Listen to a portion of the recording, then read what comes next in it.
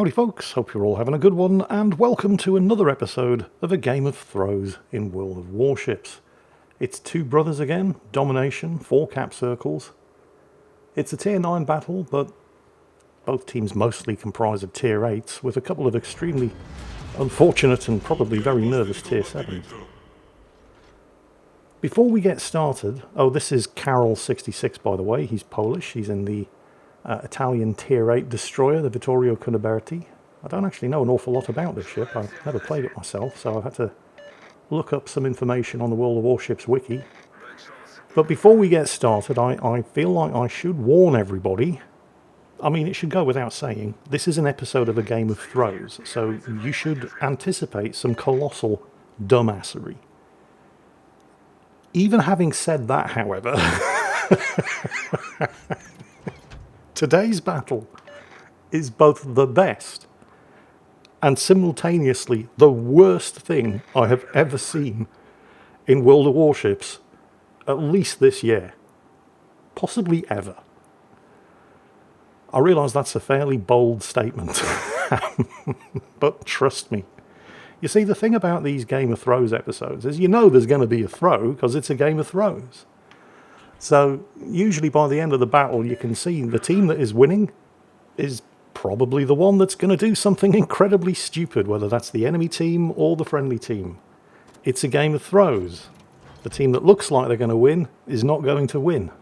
So there's never really any big surprise in one of these videos. When there's only a couple of ships left, or when the timer is about to run out, you know that the throw is coming, and I suppose the entertainment value isn't in seeing which team loses, it's in seeing how they manage to throw it. Normally, but not today. Both of these teams are going to keep you guessing quite literally right up to the last second. It really is quite impressive how both of these teams are going to try their damnedest to be the one to lose. Right, anyway, back to Karol here in the Vittorio Cuniberti. Oh, close encounter there with a friendly Yugumo. You'll notice he's not shooting at the Kitakaze that did get spotted. And there are a couple of very good reasons for that. The enemy Tallinn is just up there to the north, and that's, unless I'm very much mistaken, the only radar cruiser on the enemy team, and you really don't want to get radared.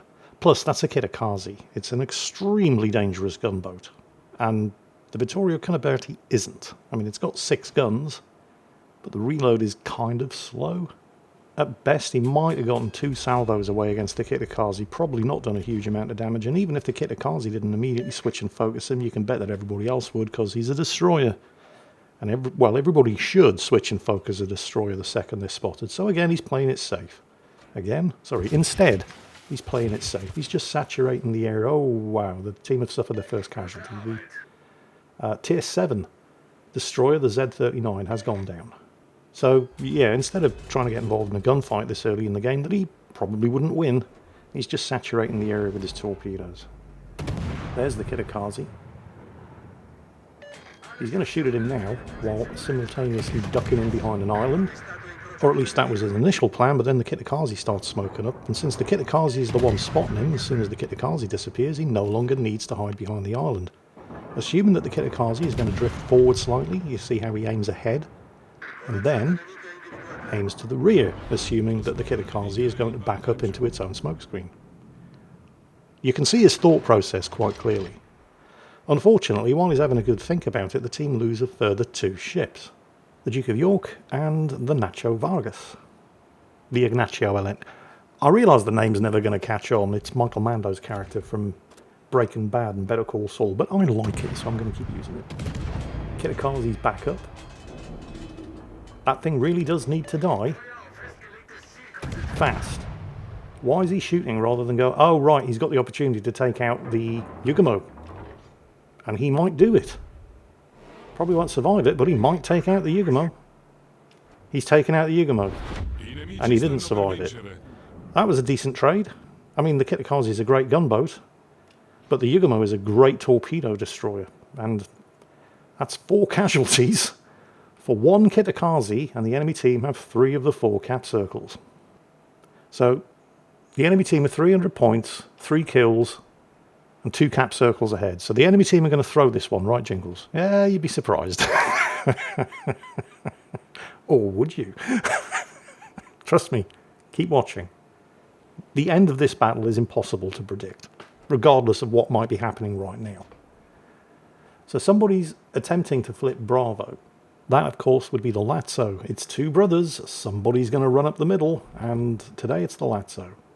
The thing is, if you rush straight up the middle on 2 brothers, right at the beginning of the match, the only thing you succeed in doing is running into a crossfire from the enemy team that have gone left and right, or in this case, a Leon that's lurking around in there waiting exactly for somebody to do that kind of dumb shit. And the Leon's guns are not particularly big and they're not particularly accurate, but it's got a lot of them. And when you run into a light cruiser at a range of 3 kilometers, they don't really need to be particularly accurate. So while the Leon is busy stomping that Lazzo to death, what's going on over here? There's some interesting target priority selection going on here from the rest of Carol's team. Everybody's mostly ignoring the Talon, the radar cruiser there, who's kind of giving broadside to a couple of battleships with 15-inch guns. Although, fair enough, you know, they're focusing down the Bismarck, who's on very low health. But then they stop focusing down the Bismarck, who's on very low health. Actually, these torpedoes do look fairly decent. And at least half of them start switching their fire to the Prinz Ruprecht. Guys, finish what you... Okay, somebody is trying to finish the Bismarck off. Okay, good.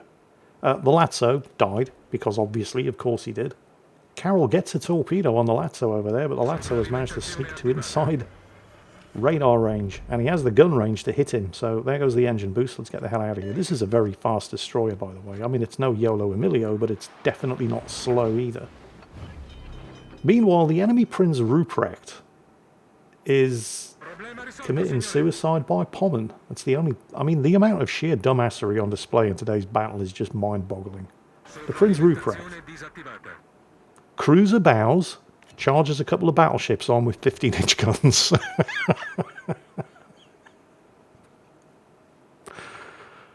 Oh well, okay. We'll take it. Meanwhile, Carol has flipped this cap circle, and the Talon just ran out of friends. Really should be running away. Unfortunately, he left it too late. He's inside spotting range. And there are 2 Pommerns. And he's inside secondary range of the Pommerns and a Cherbourg. So he's probably not going to get out of there. I mean, there's no way he's surviving this. He's left it way too late to run. Probably hoping to finish off Carol here. But either way, taken out. Fell victim to one of the Pommern secondaries. So the team, I mean, they're still 100 points behind, but they're now only 1 kill, and they have 2 cap circles. So as Carol rushes for the cap circle up north at Bravo, which is probably still defended by the Leon, remember, just have a look at the friendly Amagi. He's been hauling ass into the friendly cap circle to the south at Charlie, pursued by the entire enemy team. I mean, it's literally like Finding Nemo. Every single one of those enemy ships, with the lone exception of the Leon up here, you can just hear them all shouting, mine, mine, mine, mine, mine, mine, mine, mine. There they go. They've got him. The entire team chasing one ship, while the Vanguard and the Gascon down to the south do, well, basically fuck all. Actually, you know, if the Gascon did continue to do nothing, that would have been better. Right. But look at what the Gascon's doing. As Carol unloads some torpedoes here against the Leon, but they're never going to hit because the Leon knows what's good for him, and he's diverting because he's being pursued in order to get that island up there between himself and the Pommerns. Which means any torpedoes aimed at that Leon are just going to hit the island. Meanwhile, down to the south. I did say that if the Gascon had continued to do nothing, it would probably have been better for the team, but what he is in fact doing is, look at the map, he is charging straight into 6, possibly 7 enemy ships. I mean, that didn't work out well for the Amagi, and he was running away from them. The Gascon is choosing to attack, so I'm not expecting him to live much longer. The Leon, I mean, maybe you can torpedo him. The torpedoes on the Vittorio Cuniberti are not bad. Oh yeah, the Gascon's dead. Well, wow, who saw that one coming? These torpedoes are... they're okay, I suppose. I mean, they have a 10-kilometer range. The Lion is inside torpedo range. But they're really slow. And they don't hit particularly hard, and it only has 6 of them. They do have a fast reload though, only 70 seconds. But right now, the best thing that Carroll can do is just not get spotted and flip this cap circle. So he's definitely not going to start shooting at this Lion. He doesn't want to get this cap reset. He wants to flip it. And if he has torpedoes that he can launch, why the hell not? You never know your luck. Meanwhile, elsewhere, things are going from bad to worse. The enemy team are, well, in fact, have flipped the cap circle at Charlie down to the south. They do still have 2 destroyers, so that was probably the Vauquelin. He did get spotted momentarily, but, I mean, there's an Ognovoy down there too.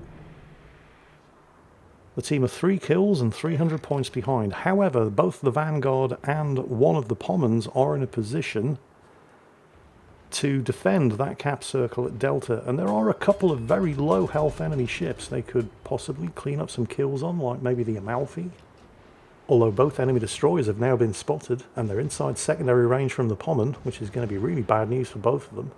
Secondaries from the Pommon have finished off the Amalfi. Unfortunately, once again, I mean, the Vanguard is at least running away, but what is the Pommon doing?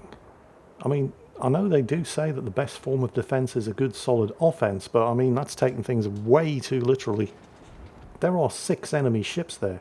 The Pommon's a tough ship, but it's not that tough. I mean, charging that lot didn't work out well for the Amagi, and he didn't charge that lot. He was running away. You saw what happened to the Gascon when he did try to charge into that lot, and now the Pommon, on very, very low health, is trying to do the same thing. At least the Vanguard has the sense to keep his distance, and has managed to clean up a kill on the Algerie. Meanwhile, I don't know if you can hear the secondaries from the Pommon to the north blasting away at the Lion. And he's got him.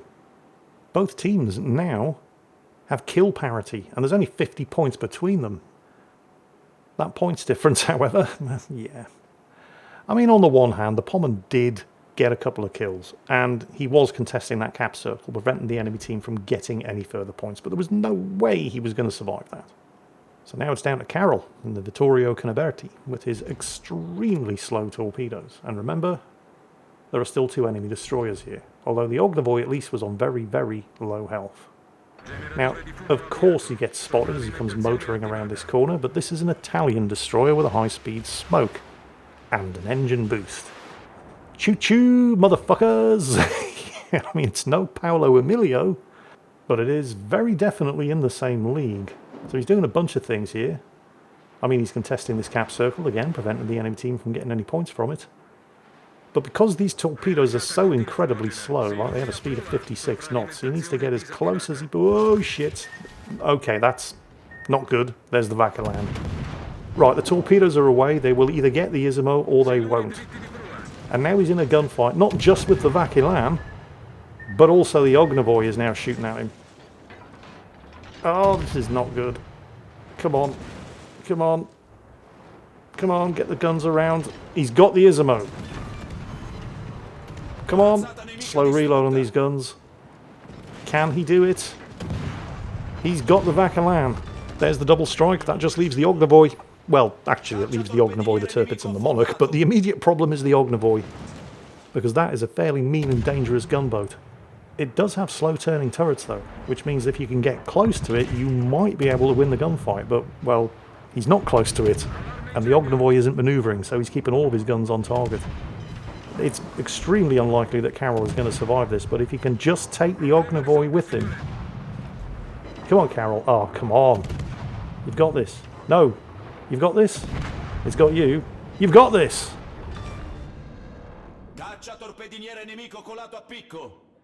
That was one hell of a trade. 2 destroyers and a battleship for the price of 1 destroyer. And one of the destroyers and the battleship were tier 9s. Good job, Carroll. Your work here is done. Now it's up to your surviving teammates. And one of them, the Pommon, is flipping the cap circle at Alpha.